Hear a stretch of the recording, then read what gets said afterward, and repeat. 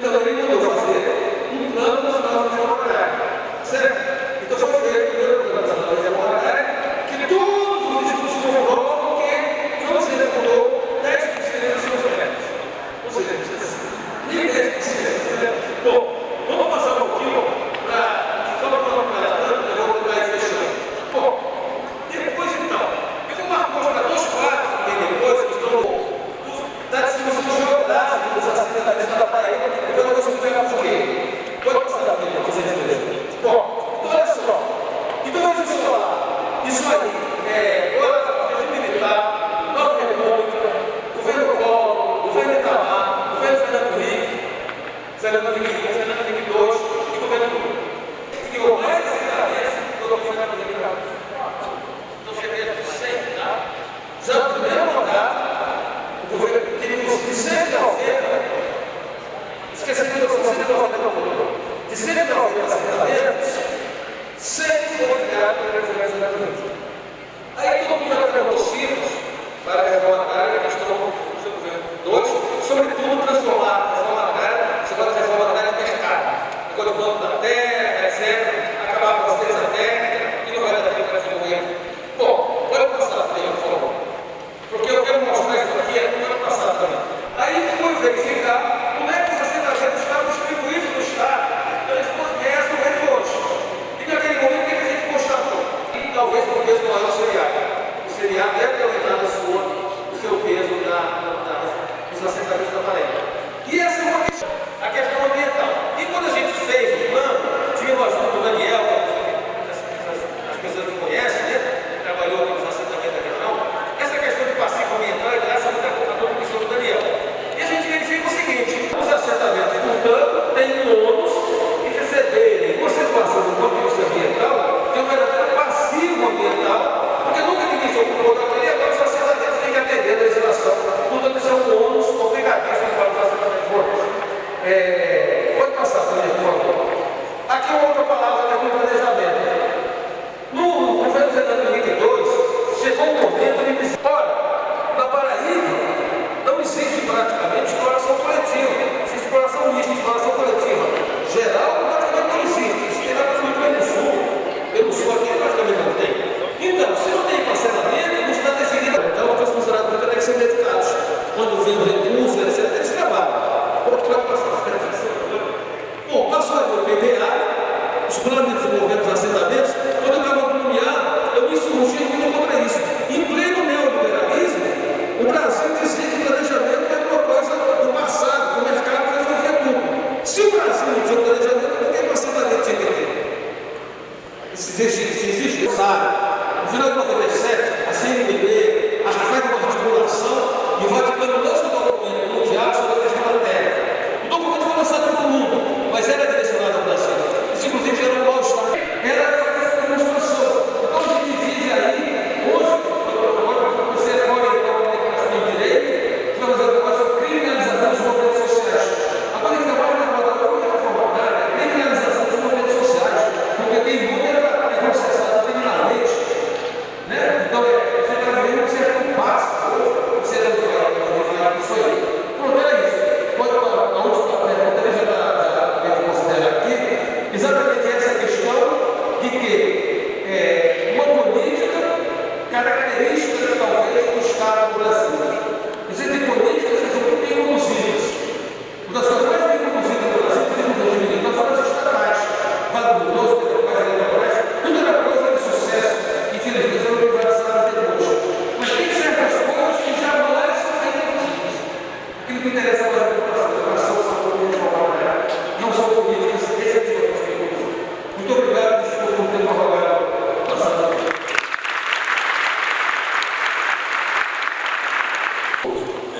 Agradável, né? De ficar marcando o tempo, mas esse é o ônus da função. Vamos então passar a palavra ao José de Souza Silva, que está representando o INSS. Boa tarde, é um prazer estar aqui com vocês. Eu sou originalmente da Embrapa, algodão, em Campina Grande, mas a Embrapa está colaborando com o Instituto Nacional do Semiárido e desde o ano passado eu estou com 50% do meu tempo colaborando com aquele instituto. Estou aqui, portanto, no lugar do professor Alberício Andrade, que não pôde vir ao evento de vocês e me convidou a vir no seu lugar.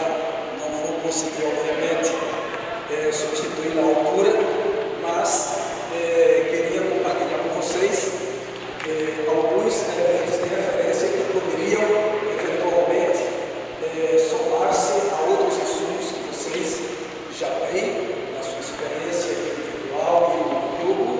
Eu não trabalho mudando as coisas, eu trabalho mudando as pessoas que mudam as coisas. Então, transformar modos de interpretação em modos de intervenção.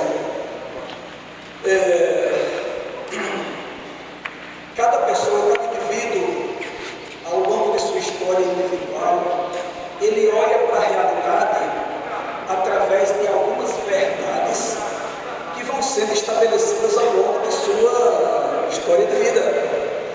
O que é a realidade e como a realidade funciona? A resposta para essas perguntas a gente vai construindo ao longo do tempo.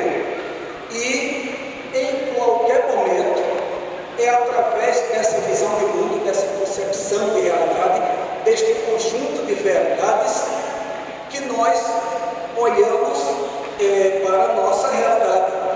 E a dinâmica de qualquer atividade temos que discutir, negociar e construir sua natureza e dinâmica da economia auxiliar, da produção auxiliar, porque a dinâmica é forma. Então, por exemplo, hoje está em moda criar redes. Vamos criar redes para isso e para aquilo, mas a rede, que eu não estou contra, intervém apenas na forma da interação humana, e, portanto, você não influencia. Mas o que é feito dentro da rede, você não necessariamente está de acordo. Então, a natureza da economia do século XVI, impérios da Europa Ocidental utilizaram o critério de raça para dizer que eles raças superiores, porque antigas visões de mundo estão sob questionamento e novas estão emergindo para substituí-las. Então a gente precisa estar consciente de qual foi a visão de mundo que esteve influenciando essas políticas descontextualizadas que levaram o semiárido ao estado que está hoje. A dinâmica econômica produtiva do semiárido atualmente é fruto de uma visão de mundo particular, de um paradigma particular, que foi imposto como universal, mas todo modelo universal fracassa, porque ele é concebido a partir de uma realidade particular, determinados fatores, ele sempre rompe com seus valores, com seus interesses, com seus compromissos, propõe um modelo e impõe este modelo em outras realidades. Como as realidades não são homogêneas, modelos extremos de mundo, a metáfora do mundo máquina. O mundo é uma máquina, tanto que a agricultura seria um mundo mais pequeno, um mundo menor, mas também seria uma máquina de recursos humanos. Como a desintegração da União Soviética levou a uma estratégia planetária para substituir a ideologia do Estado pela ideologia do mercado, a antiga metáfora do mundo máquina está sendo substituída pela metáfora do mundo mercado. O mundo é um imenso mercado constituído de arenas comerciais e tecnológicas, onde o bem-sucedido, o vencedor, é aquele que segue a lógica do gladiador. Um gladiador não sai da arena porque estava sendo solidário, ele não sai vencedor porque estava sendo solidário. A solidariedade é uma virtude dos débeis.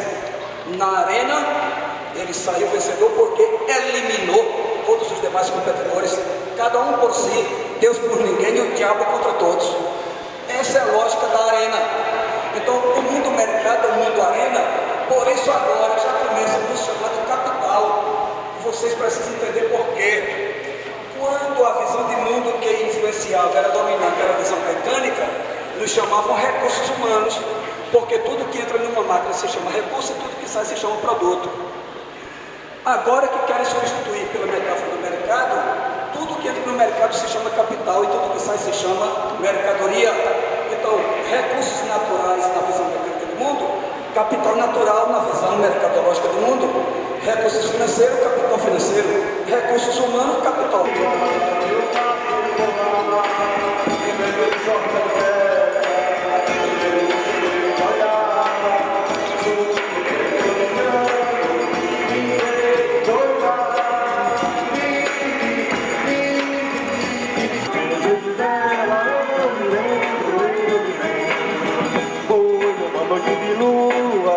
Eu passei por lá, me lembro do sorriso dela, me lembro do seu lindo olhar, do que me fez endoidar, vive, me apaixonar, e aqui do navio,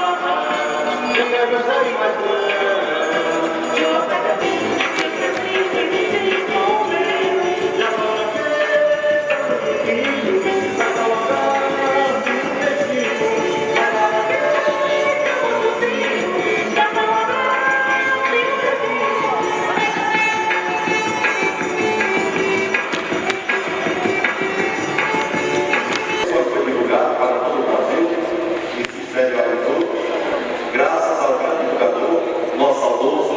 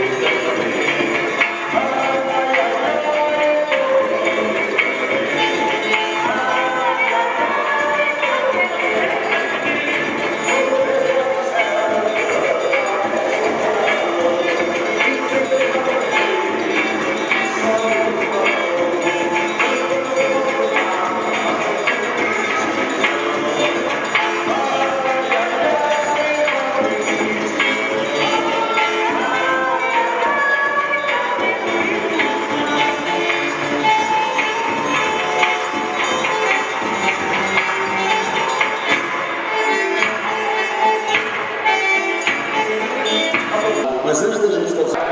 É para ligar a 8 mil hectares de plantas aí ligadas à questão do agrocombustível, principalmente a irrigação.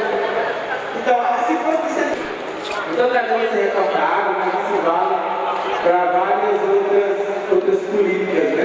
Toda certa tecnologia inapropriada nessa região, com educação não contextualizada, que também tem os piores indicadores do país, né, do semiárido, e assim várias outras políticas, né?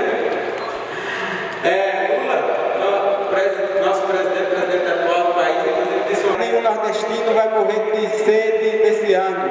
Então, nessa época que ele disse, morreu 1 milhão de pessoas no Nordeste. E as pedras da coroa tem tudo ainda lá na vitrine do Museu de Petrópolis, lá no Rio de Janeiro. Fernando Henrique depois disse, não preciso me preocupar muito com isso, mexer, porque questão de seca é problema divino, é problema de Deus, então não tem muito. O ministro do atual governo, tempo desse, disse outra frase que eu considero ainda mais preocupante, que disse, realmente a gente tem que pensar em políticas para desenvolver o semiárido, para desenvolver o Nordeste, porque senão daqui a pouco a gente vai precisar andar aqui no Rio e São Paulo tudo de carro blindado. Então, responsabilizando os nordestinos por toda a criminalização do eixo Rio-São Paulo. Isso, inclusive, merecia e merece ainda um repúdio, principalmente de nós que estamos no campo da educação e de todos nós que somos nordestinos. Então, de certo modo, várias respostas, várias questões já foram apontadas para o desenvolvimento do semiárido. Só que, infelizmente, nunca viraram políticas públicas. Jaci Menezes, Josué de Castro, Guimarães Duque, Celso Furtado, Manuel Corrêa de Andrade, Tânia Bacelar, enfim, Manuel Bonfim, Duval Muniz, Celso Furtado, uma série aí de pesquisadores, de professores, de pessoas já apontaram uma série de elementos de como deveria ser se pensar o desenvolvimento nessa região. Mas, infelizmente, isso nunca foi levado em consideração, nunca foi apostado enquanto política pública, nunca foi levado a sério. E, de certa forma, esse conjunto de convivência com o semiárido, a ASA com o programa 1 Milhão de Cisterna, a Resalva com o debate da educação contextualizada e várias outras redes aí que vem trabalhando essa discussão, esse debate do semiárido. Volto a frisar, não existe desenvolvimento no semiárido sério, pautado com responsabilidade, se primeiro, e se não for resolvido, a séria questão fundiária que a gente tem no país e no semiárido.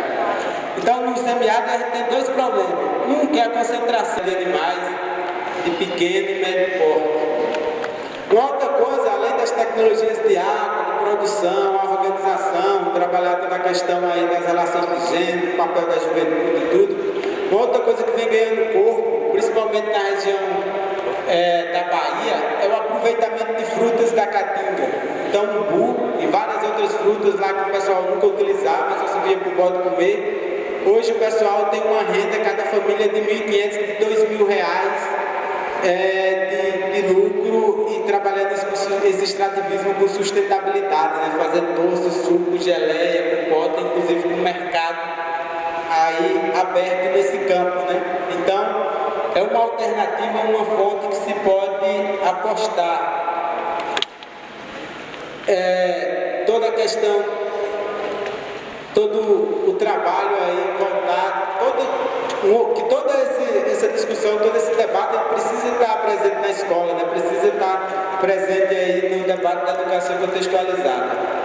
E aí, rapidamente, só um dos conceitos que a gente trabalha lá no IRCA, de convivência com o semiárido, claro que tem vários outros, do semiárido viver e aprender a conviver. A convivência com o semiárido é um modo de vida e produção que respeita os saberes e a cultura local, utilizando tecnologias e procedimentos apropriados ao contexto ambiental e climático. Constrói processo de vivência na diversidade e harmonia. Freire que diz: eu ouço as vozes, eu vejo as cores, eu sinto os passos de um outro Brasil ou de um outro semiárido que vem aí. Obrigado.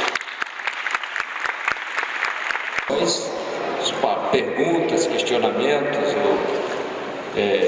manifestações da plenária, e a cada 3 a gente retorna aqui aos 2 membros da mesa redonda. Quem começa? Está aberto. Vale ponto, hein? Com relação ao garoto, também se tratar de uma forma inadequada. Eu queria saber com relação a os ovinos, as ovelhas têm esse mesmo patamar de servilão, tanto quanto boda, e com relação ao garoto, que já a gente, só andando nas próprias estradas do Cariri, a gente vê que é uma coisa que virou peste. E como se fazer para poder não destruir o que tem, porque isso também termina sendo uma questão de destruição do meio ambiente, mas de aproveitar de uma forma correta o que já existe. Como se fazer? A planta também tem prejudicado o semiárido, especial o subsolo, a água que existe no subsolo. Tem sugado? Minha pergunta é essa. Na realidade, veja bem, não é necessariamente a capinocultura a causa da degradação, da desertificação recentemente, mas é principalmente a forma como os animais são criados, certo? Certo. Na realidade, o que é que a gente tem? Os hábitos alimentares do caprino e do ovino são diferentes. O caprino, ele é principalmente ramoneador, ele gosta de comer folha. né? Já o ovino ele é principalmente pastador. Isso não quer dizer que o caprino não coma capim e também não quer dizer que o ovino não possa comer folha, mas eles são principalmente ramoneadores e pastadores. Na realidade, o que falta, qual é o nome? Eu sei que quer dizer sal. Depois de uma manifestação dessa, quando vier ali o lajeiro, na realidade o que falta é sal. É uma forma mais sustentável de criar esses animais. Particularmente, eu sou defensor para uma região como essa, para grande parte do semiárido, da caprinocultura. Talvez até mais do que da ovinocultura, porque o caprino ele é mais resistente às condições de seca do que o ovino. Se você pega uma escala, por exemplo, quando tem uma seca braba, né, dentre os animais criados para a pecuária, quem sente primeiro é a vaca, porque é muito seletivo do que come, depois vem o ovino e por último, quando tem mais nada, aí é o caprino. Agora tem que ser bem criado, tá? Tem que ser bem criado, tal como o Edilson falou, tem que se criar um banco de proteínas, plantar para poder dar de comer a esses animais e não soltar nos locais que já estão degradados, porque eles vão degradar ainda mais. Com a ovelha pode acontecer a mesma coisa também. Só que como aqui no Cariri predomina o caprino e o incentivo do governo federal tem sido principalmente com o caprino, então ele acaba sendo um provocador. Repito, não ele em si, mas a forma como ele é criado. Tá? Algaroba. A algaroba, veja bem, a algaroba é nativa do Peru, do deserto de Piura, naquela região de fronteira, Peru-Chile. Tá? Ela se adaptou super bem aqui, porque o deserto de Atacama, onde ela está, é o lugar mais seco do mundo. Faz mais de 100 anos que não se registra uma gota sequer de chuva. Então, quando a algaroba chegou aqui, achou isso aqui um paraíso, um oásis, aí puf, aí empestou. E onde é que tem principalmente a algaroba? Dá em qualquer lugar, mas principalmente no Vale do Rio. Porque apesar dela ser muito resistente à seca, ela gosta d'água. Então, cacimba, por exemplo, onde tem muita algaroba, o que tem se constatado é que as cacimbas muitas vezes elas secam. Porque a algaroba, ela tem, assim, geralmente planta, as árvores, elas têm dois tipos de raízes. São aquelas raízes laterais e aquela raiz mais central que a gente chama de pivotante. A danada da algaroba tem as duas. Para pegar água onde tiver. Nas laterais, embaixo do inferno. Onde tiver água, ela vai buscar. Então, por isso, muitas vezes ela seca. Agora, as pesquisas recentes têm demonstrado que a algaroba só se transforma numa espécie invasora exatamente onde a caatinga está degradada. O grande problema é que grande parte da caatinga está degradada, né? Então, por isso ela toma conta de tudo. Mas com a caatinga melhor preservada, ela não consegue se alastrar tanto quanto num local totalmente degradado. E eu concordo com você, se retirar, o soneto sai pior do que a emenda. O interessante seria tentar evitar com que ela se alaste mais, vire uma praga mais do que já virou, e aproveitar as potencialidades econômicas dela, que é outra questão super interessante. Por exemplo, no Chile do Peru, que a algaroba é nativa, as pessoas comem algaroba. Fazem doce, fazem cachaça, fazem bolo, fazem um monte de coisa. Dá para fazer aqui. Dá para fazer aqui. Então, só que isso, comida é cultura. Cultura dá para mudar. Só que é preciso um trabalho que não tem efeito imediato, porque cultura muda, mas não é de imediato, é um trabalho progressivo, tá? Então dá para participar, porque a gente associa aqui algaroba a comida de vaca, né? Mas é comida de gente também. Agora esse hábito tem que se mudar. Da mesma maneira também como também nós associamos, indo um pouco além da tua pergunta, a palma forrageira. Nós associamos a comida de vaca. As pessoas podem comer palma? Pode. E onde é que se come? Normalmente quando alguém come palma aqui no Cariri é porque o cara está com muita fome, ele está morrendo de fome. Então existe um preconceito. Mas na Itália se come palma, no México se come palma, na Espanha se come palma em forma de salada. Oi? A fruta de palma, por exemplo, eu fui criado, né? Eu só comia fruta de palma quando ia pro roçado. Quando estava morrendo de fome, eu comia. E minha mãe sempre dizia, não coma muito não, você vai ficar entupido. A transposição de São Francisco, que na verdade é um tema polêmico, Dom Pedro já falava que ia fazer a transposição há milhares de anos, e várias outras, depois ninguém nunca topou, e Lula agora resolveu encarar. Talvez ser nordestino, ter passado fome, ser. Mas, volto a dizer, de certo modo, um dos eixos justifica porque é pensado para o abastecimento humano, apesar que tem tecnologia muito mais barata. O outro eixo é pensado... Com certeza, e aí eu fiz a conversa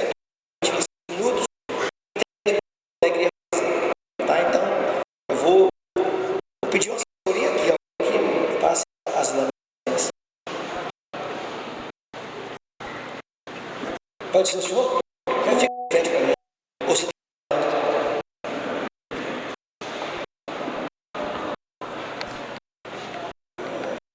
vejo aqui para frente.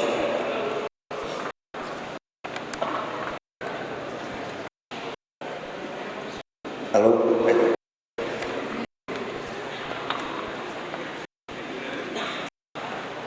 Ele está aqui, ó, o FCG, apresentação. A F5, apresentação de slides. Pronto. Pode passar mais uma. A nossa conversa é essa daí, tá certo? Esse. Tá desligado.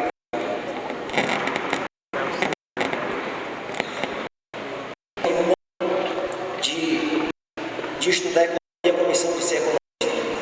A economia, assim como a metodologia ou outras áreas, ela tem um papel de ajudar você, como profissionais, a entender melhor e ter uma visão mais ampla das coisas. Infelizmente, alguns colegas professores não conseguem valores.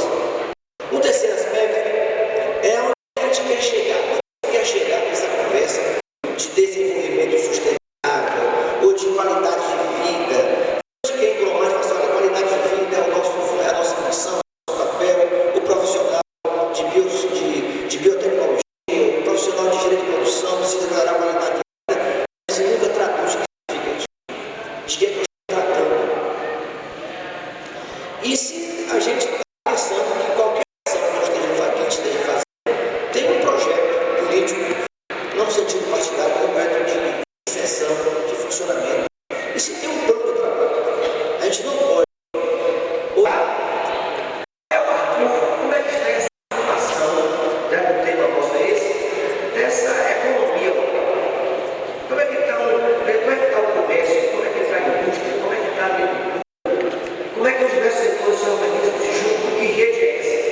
Tá certo? E aí não precisa ser economista ou economista.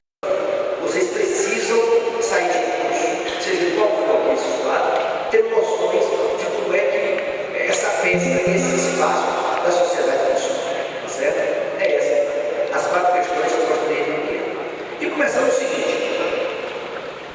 Vamos lá, professor. Normalmente, se coloca que a economia solidária, ela está vinculada às cooperativas. Não está errado. Mas a economia solidária não é só cooperativas. Quem é da engenharia de produção aqui vai ver durante o curso que você promove dentro de uma comunidade, digamos que tem uma comunidade que tem um potencial de produção de bananas, e que o curso vai apoiar aquele grupo, aquela comunidade, a melhorar o produto, a agregar valor, a fazer com que chegue no mercado um produto com uma vista e com a apresentação melhor, com um sabor melhor, com as qualidades, enfim. O que é que acontece?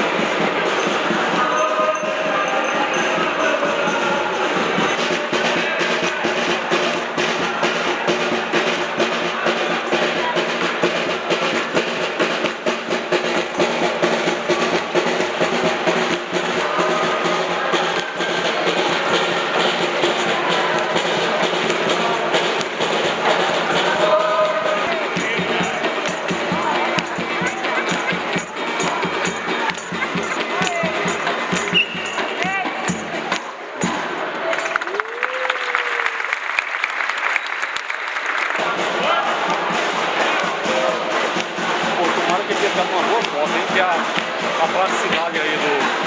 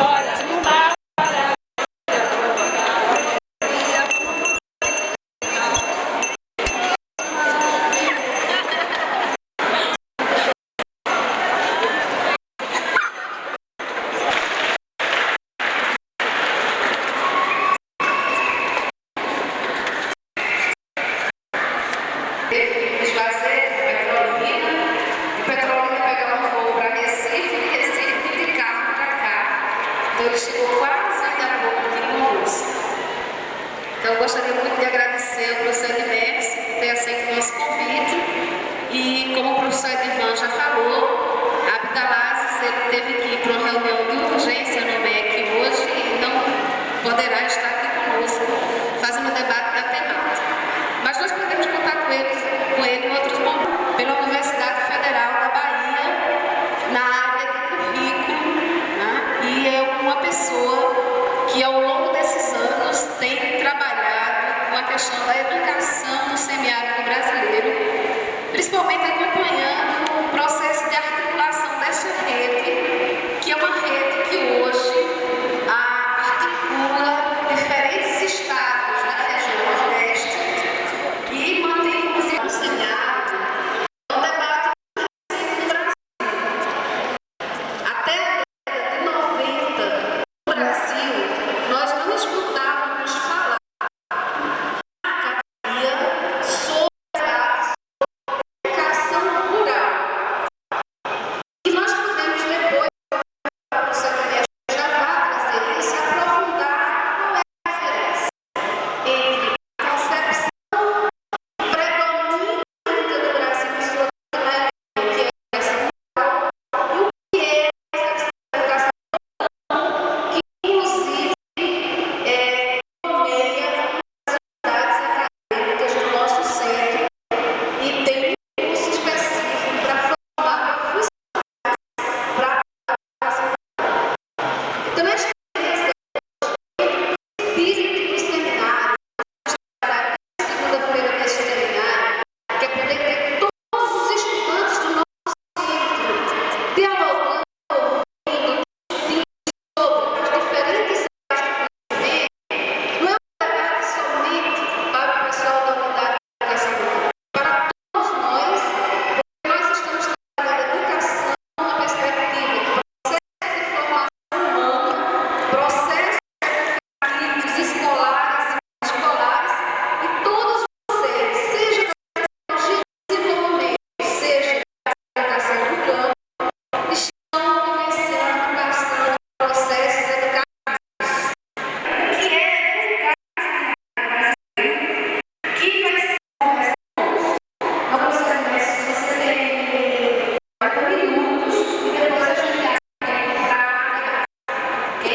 Graças a Deus.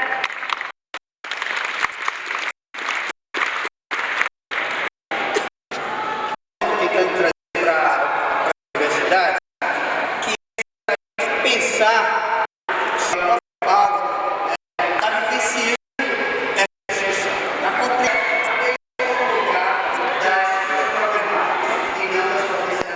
então, trazer essa semana de seminário cuja pauta principal está o serviço de hoje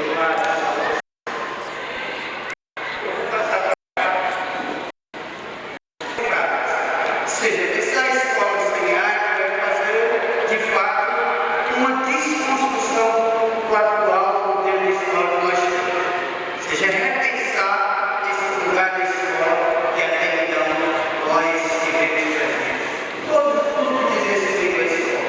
Desde pensar a sua gestão, desde pensar o seu currículo, desde pensar... Primeiramente, desmistificar que o processo de educar seja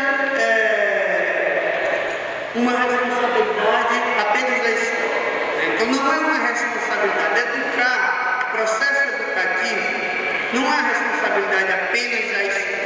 Então, isso é importante a gente deixar claro. Perceber as interferências da sociedade para a qual vai chegar. Então, desde o útero da pessoa já vai sempre, de certa forma, educar a uma sociedade para a qual vai chegar. Através da alimentação da consome, os caminhos da conversa, tudo isso é um processo de ciência e que só termina com aula. A gente só deixa de aprender o processo educativo e vai a todo momento um processo ao longo da vida aprender sempre. O processo educativo, os professores são detentores de todos os saberes. E aí é algo importante. Então, a escola em si é um ambiente importante pelo qual todos nós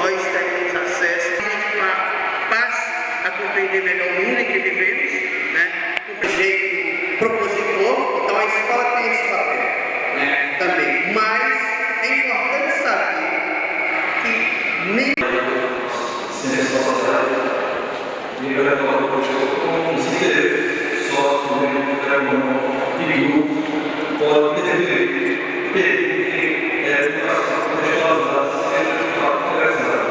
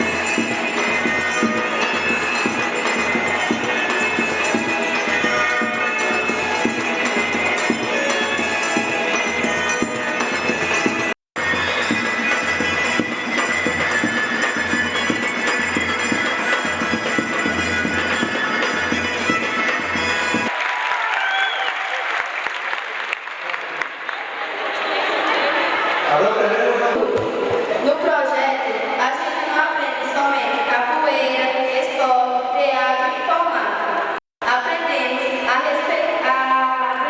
respeitar os nossos direitos e também os nossos deveres. Hoje apresentamos para vocês o cidadão de papel. Trazemos para vocês das leis e os direitos. Nós também somos um grupo de teatro.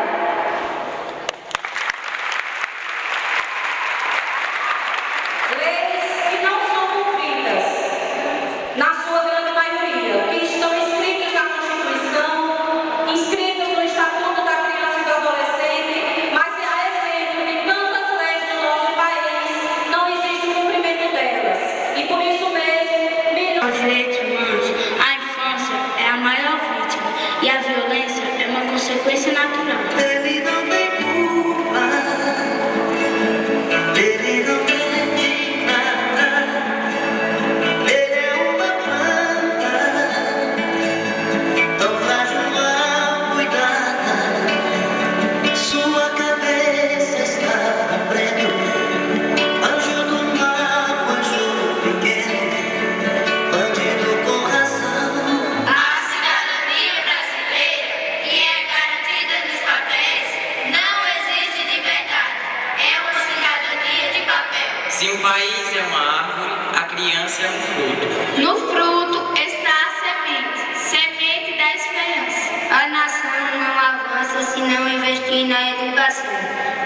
significa investir na infância. Ninguém planta nada se não tiver uma semente. E não colhe se essa semente não for cuidada. Aprende de nós, quem já foi ou ainda é criança, que acredita ou tem esperança e faz tudo para um mundo melhor. Ele não tem culpa, ele só quer a vida. Ele é a vergonha da pátria esquecida. Tem que roubar, tem que ser homem, sobreviver, matar a fome, salvar seu coração. Um menino de rua é mais do que um ser descalço, magro, ameaçador e mal vestido. É a prova da carência de cidadania de todo o país, em que uma imensa quantidade de garantias não saiu do papel da Constituição. É um espelho ambulante da história do Brasil. No futuro, o menino de rua será visto como hoje vemos os escravos.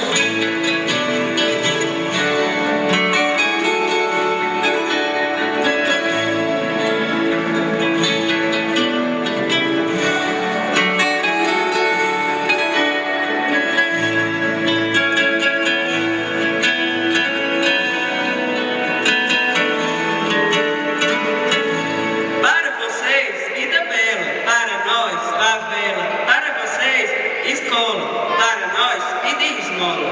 Para vocês e a lua, para nós morar na rua, para vocês carro do ano, para nós resto de pano, para vocês piscina, para nós chacina, para vocês avião, para nós camburão, para vocês luxo, para nós lixo, para vocês academia, para nós delegacia, para vocês Coca-Cola, para nós cheirar cola, para vocês compaixão, para nós organização, para vocês amor, felicidade, para nós igualdade. Menino de rua, eu te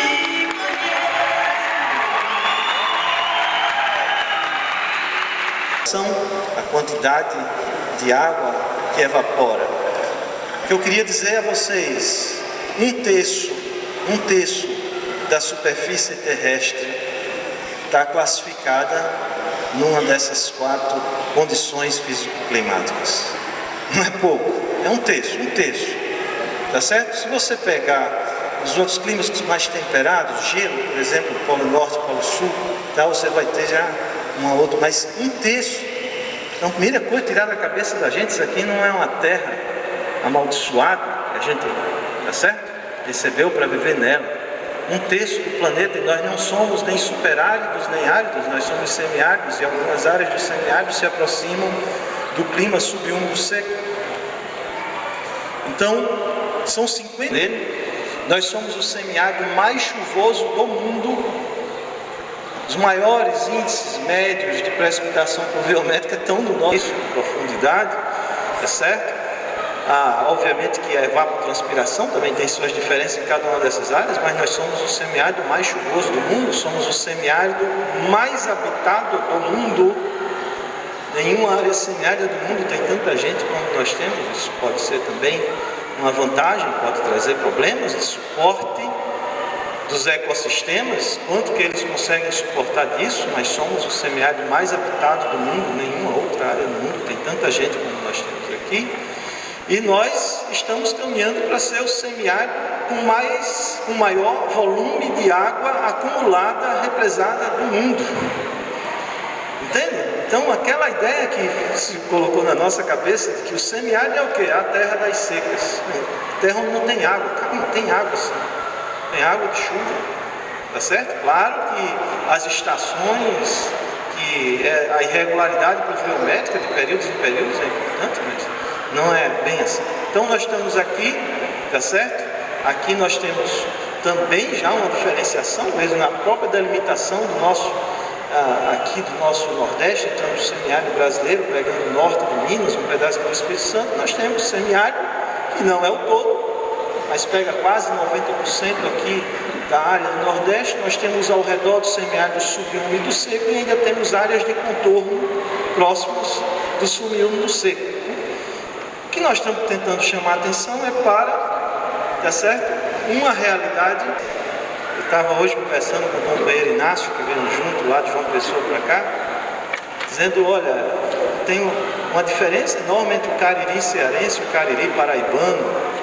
No semiárido nós temos áreas, tá certo? Muito diferenciadas, áreas serranas, brejos, áreas serranas onde faz frio no semiárido, né? Brejos secos, caatingas agrestadas, né? Mesmo mas elas aumentam diante do que a gente chama da pressão antrópica, ou seja, da própria presença da ocupação e da exploração dos recursos naturais por nós, seres humanos, tá certo? E esse mapa mostra as áreas de alta pressão antrópica, de média, de baixa, tá certo? 56% da área da Caatinga, do principal bioma que predomina na área de domínio do clima semiárido, está alterada por atividades antrópicas. Apenas esse dado está altamente desatualizado. Apenas 4% dessa área tem área, está protegida, tá certo? Então isso aqui, por exemplo, é no Seridó do Rio Grande do Norte, entrando aqui no Seridó da Paraíba, que vai nos levar a um dos principais problemas que a gente enfrenta hoje no Rio Grande do Norte. Esse mapa aqui é um mapa assustador. Eu disse para vocês que o semiárido brasileiro tem 1 milhão de quilômetros quadrados. Os estudos realizados pelo Ministério do Meio Ambiente mostram 574.357 quilômetros quadrados em processos de desertificação, certo? Classificados, obviamente, em graves, muito graves e moderados. Mas vejam aqui a situação da Paraíba, no Rio Grande do Norte, os processos muito graves. São 98 mil, quer dizer, tá certo? 10% da área de domínio do clima semiárido em processo de desertificação. Isso aqui são fotos de geotelevisão, né? A gente assiste nos jornais, estão derretendo as geleiras. E isso está trazendo uma série de mudanças e de implicações para a população da Groenlândia, para a população do Alasca. Quase não se fala quais são as implicações disso aqui no semiárido, as implicações das mudanças climáticas. Esse gráfico mostra 3 cenários, entre tantos outros construídos pelo IPCC, que é um órgão ligado à ONU para câmbio climático, para mudança climática, cenários globais que variam de aumento de 1,8 a 6,4 graus na temperatura. E a gente dá uma olhada para a nossa realidade do planeta Terra, pensando até 2029, está em cima, né? Nós estamos em 2009, mais 20 anos, tá certo? No melhor cenário, o que significa 1,8 graus de aumento de temperatura até 2099, quando os nossos... Como disse o nosso professor Chico de Oliveira, vão ler, vão estudar, tá certo? Levando a uma visão, a sensação de fracasso real no século XX. E essa política, sobretudo a partir já antes do governo Juscelino Kubitschek, sobretudo a partir do Kubitschek, mas antes, como eu estou dizendo, tá certo? O Estado aqui tenta mudar o semiárido, passa a ser um Estado mais desenvolvimentista, mais, tá certo? A Sudene, ela é criada a partir dessa visão do nosso saudoso Celso Furtado e sua equipe, Chico de Oliveira e tantos outros, que vão exatamente tentar implantar políticas que possam levar à transformação da economia sertaneja, mas com uma diferença importante. A proposta original da Sudene era fazer isso mudando, mexendo, modificando um pouco também, reformando um pouco também as estruturas que causavam aquelas questões socioeconômicas que mostrei há pouco a vocês, a reprodução da pobreza, da miséria, e teve então fazer algumas reformas estruturais em base, ou seja,